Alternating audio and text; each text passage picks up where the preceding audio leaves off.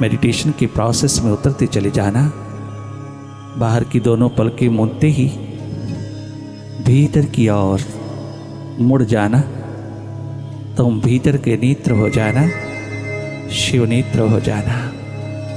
लगातार देखने की महान प्रक्रिया में उतर जाना। भीतर की नजर में समाहित हो जाना। बाहर खंड खंड चेतना को अखंड रूप बना लेना और भीतर की ओर जागे जागे देखते चले जाना। साक्षी दृष्टा होकर के निरंतर देखते चले जाना। एक न्यूट्रल एनर्जी हो जाना। निष्पक्ष निरपेक्ष भाव में देखते चले जाना। लगातार देखते चले जाना। सत्संग की पावन वाइब्रेशंस में, इस संगीतमय वातावरण में उतर करके तुम अपने स्वयं के समीप होते चले जाना।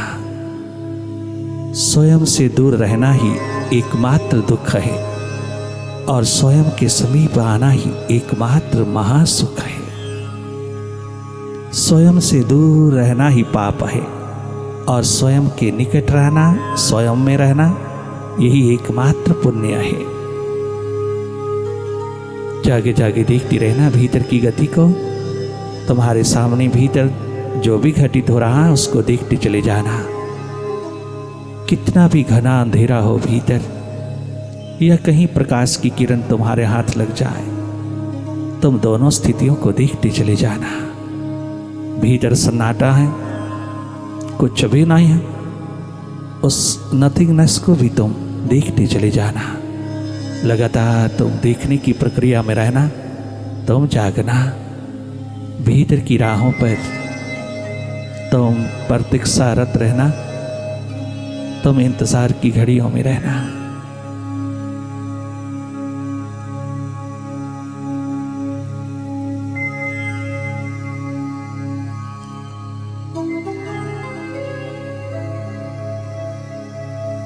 मन की गति को देखते रहना। मन माया के विस्तार को जागे जागे देखते रहना। लगातार देखते रहना। केवल देखना और कुछ करना नहीं। तुम शिवनेत्र होकर के देखते रहना। तुम ही हो शिवनेत्र, तुम ही हो भीतर का नेत्र, तुम ही हो चेतन स्वरूप। तुम अपने स्वरूप की पहचान में, अपने स्वयं स्वभाव की महान स्थिति में उतरते चले जाना। मन के साथ बहुत बहुत तुम रह लिए, मन होकर के रह लिए। तुम अपना स्वभाव छोड़ करके मन की गति में इतना खो गए कि मन ही हो गए। ये तादात्म्य, ये आइडेंटिफिकेशन तोड़ते चले जाना। मन से हटते चले जाना। मन को हटाना नहीं, तुम स्वयं हटते चले जाना। स्वयं अपने स्वरूप, अपने ट्रू नेचर में, अपने वास्तविक स्वभाव में लौटना। हम सब का स्वभाव है देखना। हम सब साक्षी दृष्टा होकर के देखते चले जाएं।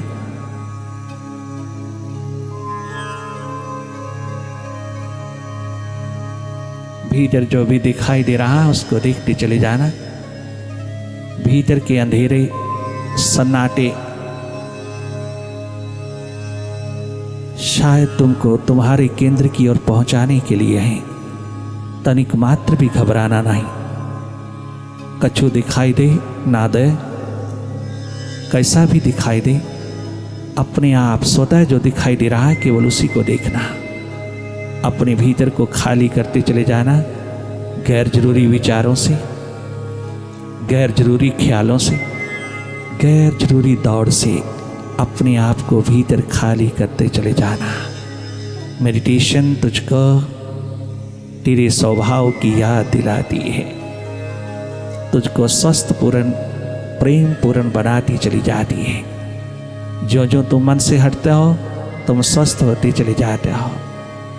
मन को हटाना नहीं, कहीं लगाना नहीं, केवल जागे जागे देखते रहना।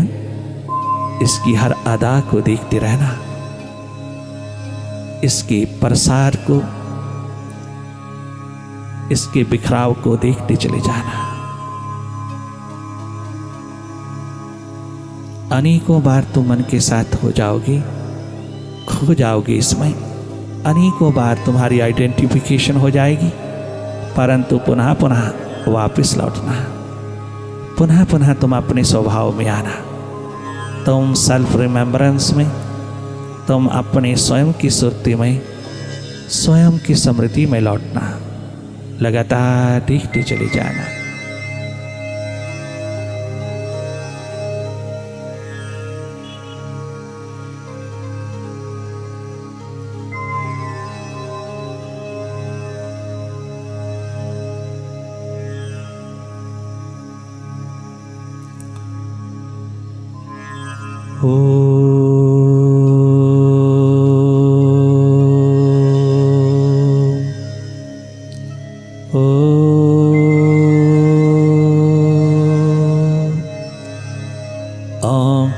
ओंकार गुरुवे नमः।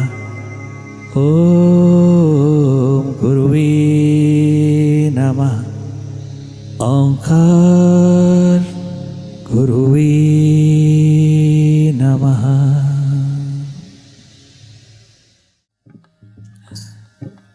शबे फिराक की यारो कोई सहर भी है, शबे फिराक की यारो कोई सहर भी है। ओ दोस्तों, ओ मित्रों, ओ संबंधियों, ओ रिश्ते नाते सज्जनों, शबे फिराक की यारो कोई सहर भी है, शबे फिराक की यारो कोई सहर भी है। हमारे हाल की उनको कोई खबर भी है, हमारे हाल की उनको कोई खबर भी है। शबे फिराक की यारो कोई सहर भी है।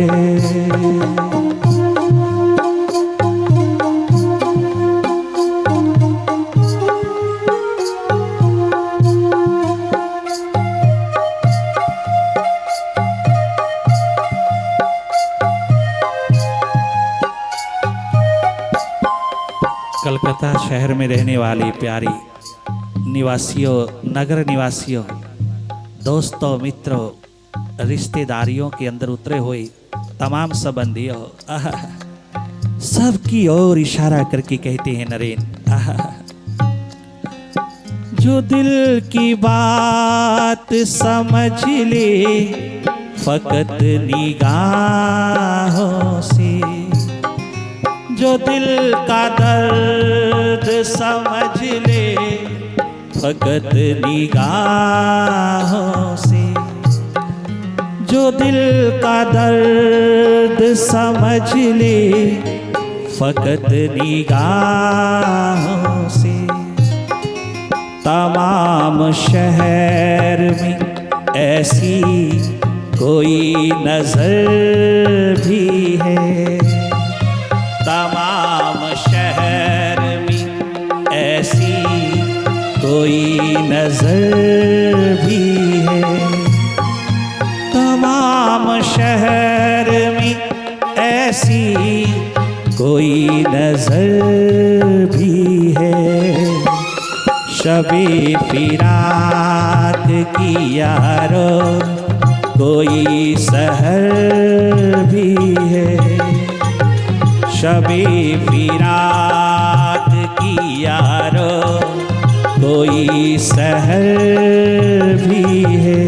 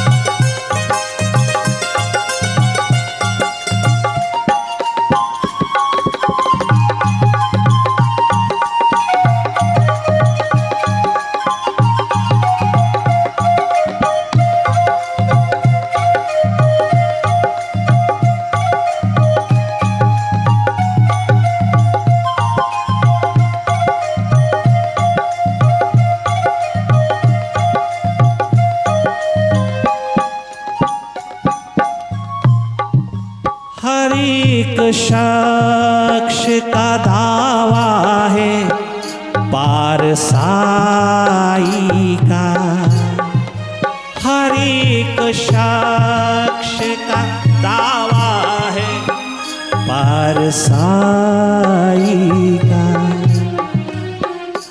अपने ऐबों पे नजर कर, अपने दिल को पाक कर, क्या हुआ अगर खलक में तू पारसा मशहूर है। क्या हुआ अगर खलक में तू पारसा मशहूर है। अपने ऐबों पे नजर कर, अपने दिल को पाक कर, क्या हुआ अगर खलक में तू पारसा मशहूर है। जिसने भी अपने दर्पण में मुड़कर के देखा, वो कभी भी दूसरों की कमियों कमजोरियों को एक्सप्लॉइट ना कर सका, वो दूसरे का शोषण ना कर सका। और खास करके सदगुरु के द्वार पर, भीतर के जागे पुरुष के द्वार पर जब तुम जाओगे, वहां एक ही बात अगर तुझे देखने को मिल जाए, एक ही मापदंड है वहां कि तू जैसा है वो तुझे स्वीकार कर लेगा। तू जैसा जहां जितने में है, जो भी है तू, जैसा है तू, तुझे वैसा स्वीकार कर लेगा। वो तुझे अपने दामन में थाम लेगा और तेरी सारी जिम्मेवारी ले लेगा। तेरे भीतर तनिक मात्र कोई कॉम्प्लेक्स नहीं आने देगा। जो आदमी अपने भटकाव से ही डरता है कि हम पुनः कहीं भटक ना जाएं, हम पुनः कहीं भटक ना जाएं, हमें डर है, हमें भय है, हम कैसे प्रभु के द्वार पर, सदगुरु के द्वार पर जाएं, कहीं फिर भटक ना जाएं। अभी भी बुद्धि बहुत तीव्र काम कर रही है। अभी भी मन बुद्धि का पसारा बहुत चारों ओर निरंतर तुझे पकड़ा हुआ है। अभी भी बुद्धि के तर्क में खड़ा है।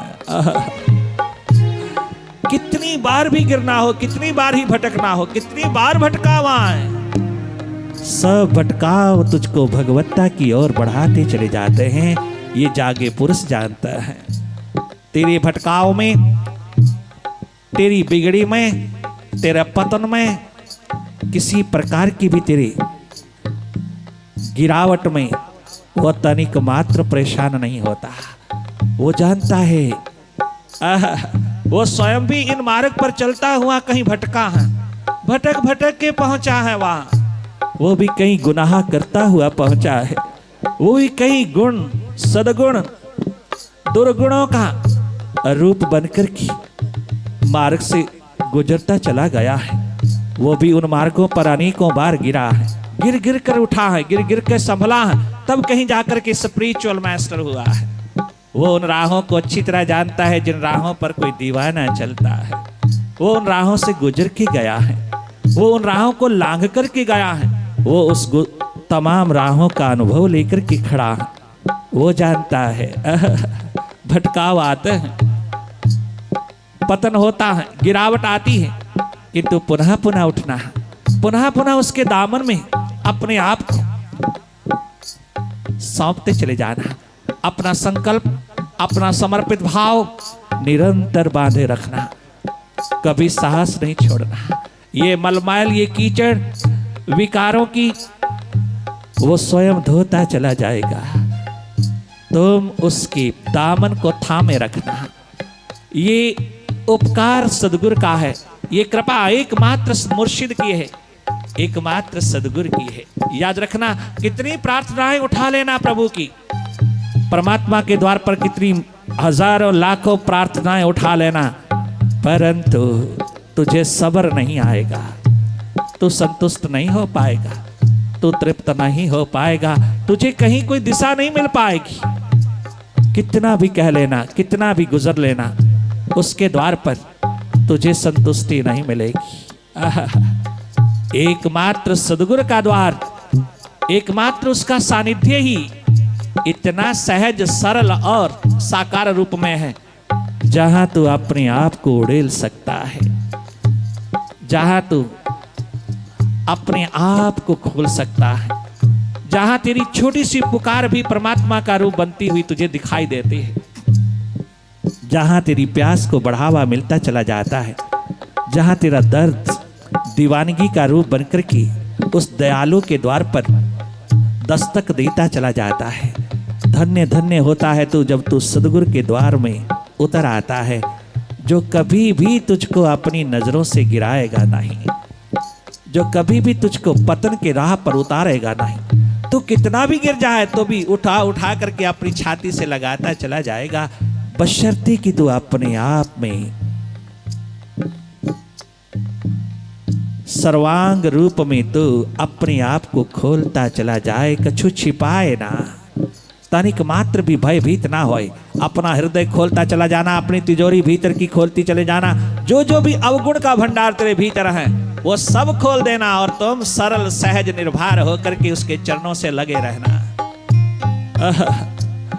कभी भी दावा मत करना पारसाई का, उसके द्वार पर कोई दावा ना करना। ना भगवान राम ने किया, ना भगवान कृष्ण ने किया, ना भगवान विट्ठल ने किया। अपने अपने समय के सदगुरु के द्वार पर उन्होंने अपने भीतर को खोल के रख दिया। कोई दावा नहीं किया अपनी अवतारी शक्ति का। धन्य धन्य है वो जीवन जो सदगुरु के द्वार पर अपने आप को खोल देता है, तनिक मात्र भी भीतर छिपाता नहीं। और एक बात याद रखना, सदगुरु का द्वार ऐसे परखना कि जब उसके द्वार पर तू जाए वो तेरी कमियां कमजोरियां ना तुझे दिखाए, वो तेरी कमियां कमजोरियां ना गिनाए। अपने आप तुझे पता चलता चला जाए अपनी कमियों का कमजोरियों का, और वो तेरा साहस तेरी हिम्मत जुटाता चला जाए। वो तुझको तेरा सुंदर सुंदर स्वरूप दिखाने के साथ साथ वो तेरे भीतर की कमियां कमजोरियां भी अपने आप उस दर्पण में तुझे दिखती चली जाए, और तू उसको दूर करने में अपने आप को खोलता चला जाए। यही है कन्फेशन जो भारत में हजारों वर्षों से चला आ रहा था, जिसको जीसस क्राइस्ट ने, यीशु मसीह ने कन्फेशन का रूप दिया अपने फॉलोअर्स को।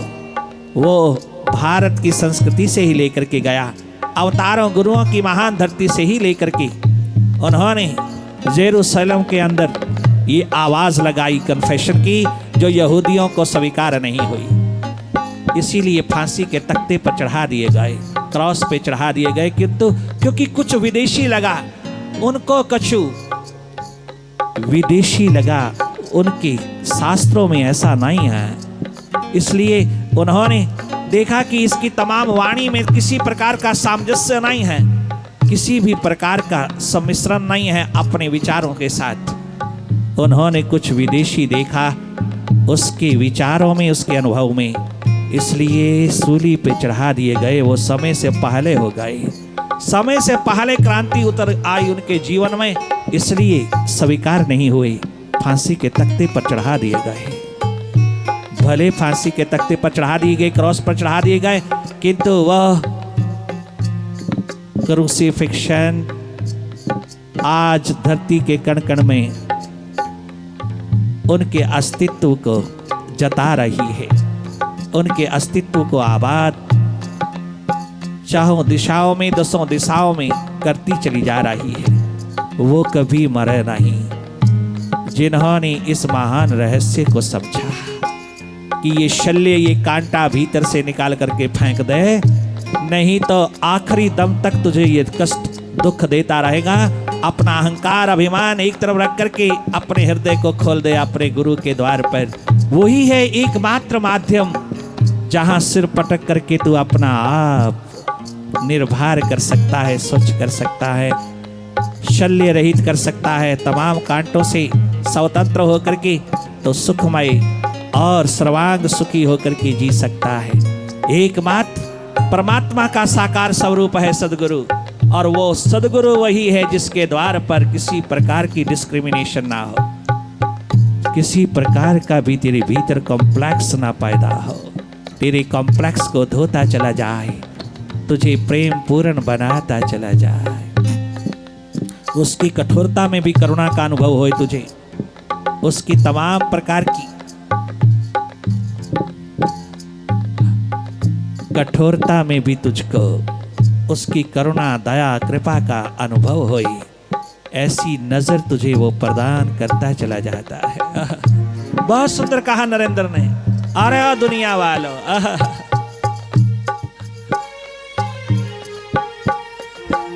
हर एक शख्स का दावा है पारसाई का, हर एक शख्स का दावा है पारसाई का।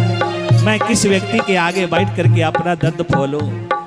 मुझे शंका है वो मेरा शोषण करेगा। मैं अगर कहूंगा कि मैंने बहुत पाप कमाए, मैं पापी हूं, तो वो बार बार कहेगा हाँ तू पापी है, तू पापी है। अनेकों द्वारों पर, अनेकों गलियों में मुझे पापी कहता चला जाएगा। और अगर मैं कहूं पुण्य आत्मा है तो वो मुझे निंदित करता चला जाएगा।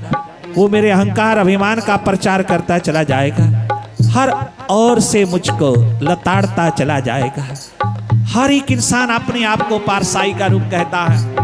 हर एक इंसान फरिश्ता कहता है अपने आप को। मैं किस इंसान के पास बैठ करके अपने दिल का दर्द रोऊं?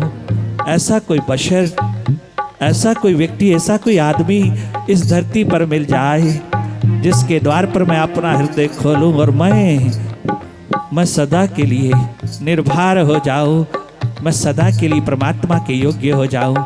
ऐसा कोई व्यक्ति, ऐसा कोई बशर जो मेरी एक्सप्लॉइटेशन ना करे, मेरा शोषण ना करे, मुझे और ज्यादा बुरा ना कह पावे, और ज्यादा बुरा ना मुझको कहलवा पावे, बल्कि मेरी बुराई को पूरी तरह छीन करके अच्छाई का महान दीप जला दे। ऐसा कोई बशर जो भीतर बाहर दोनों ओर की जानत हो, जो मेरे जैसे व्यक्ति को भी जानता हो और अपनी आत्मा को भी जानता हो। ऐसा कोई एक बशर इस धरती पर कोई है तो वो मेरा बाबा राम कृष्ण परमहंस है। नरेंद्र ने कहा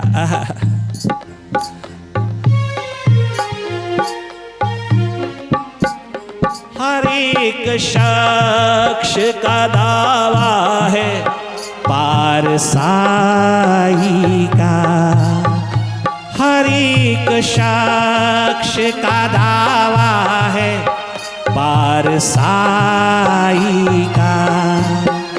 सभी फरिश्ते हैं यारो, कोई बशर भी है। सभी फरिश्ते ही दिखते हैं, कोई बशर भी है। सभी फरिश्ते हैं यारो, कोई बशर भी है।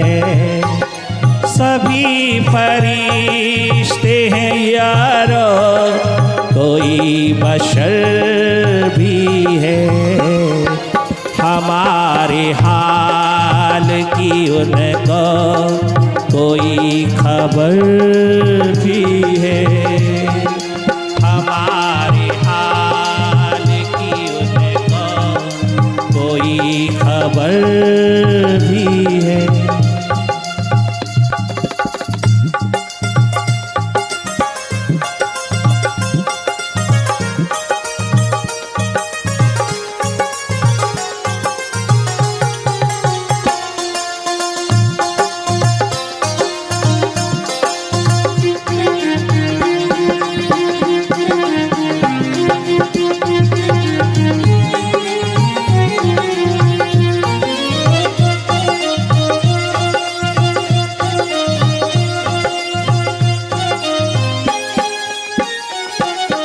कोई ऐसा बशर जो बाहर से हमारे जैसा हो और भीतर से शाश्वत जैसा हो, भीतर से स्वयं स्वरूप परमात्मा जैसा हो और बाहर से बिल्कुल हमारे जैसा हो। हमें तनिक मात्र भी कोई किसी प्रकार की हेजिटेशन ना हो, कोई किसी प्रकार की हिचकिचाहट ना हो, कोई किसी प्रकार से भी हमें भय ना लगे। हमें अपना बुरा भला जिसको बताने के भीतर तनिक मात्र संकोच ना आए। हम उसको बाहर मनुष्य के रूप में जाने और मनुष्य के रूप में जानकर के उसके निकट जाकर के उसके समीप जाकर के हम अपना हृदय खोल पाए और जहाँ तक वो मनुष्य है वहाँ तक हम जान पाए आगे वो क्या है। वो डिवाइन ज्योत आगे क्या है, वो तो उसकी कृपा ही बरस सकती है, उसको हम नहीं जान पाते। जहाँ तक हमारी नजर है तहाँ तक हम बाहर बाहर उसको जान पाते हैं, भीतर क्या है उसको जानने की क्षमता हमारे पास नहीं है। बस उसकी कृपा ही है, उसकी दया करुणा अनुकंपा, उसकी ग्रेस, वही है उसका परमात्म स्वरूप, जो हम पर बरस करके हमें अपनी जैसा बनाने में लग जाता है, हमें जागृत पुरुष बनाने में लग जाता है, हमें जीने योग्य बनाने में लग जाता है, हमें जीवन प्रदाता बनकर के हमें जीवन प्रदान करने लग जाता है।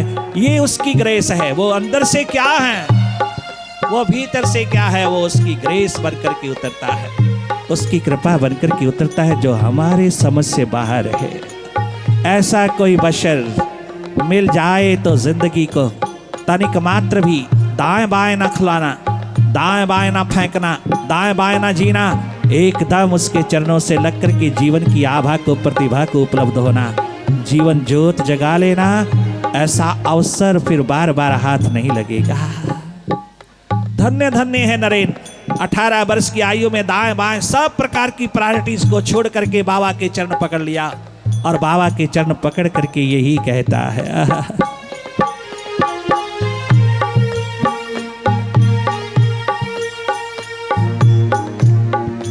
मैं उससे तर के ताल्लुक ही की दुआ कर लूं, मैं उससे तर के ताल्लुक ही की दुआ कर लूं, मैं उससे तर के ताल्लुक ही की दुआ कर लूं।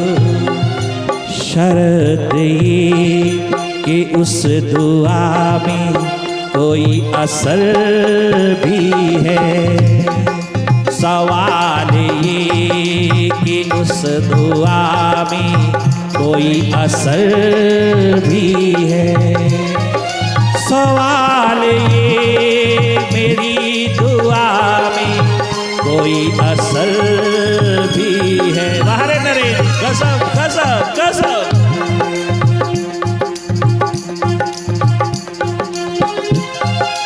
सवाल ये कि मेरी दुआ में कोई असर भी है, सवाल ये कि मेरी दुआ में कोई असर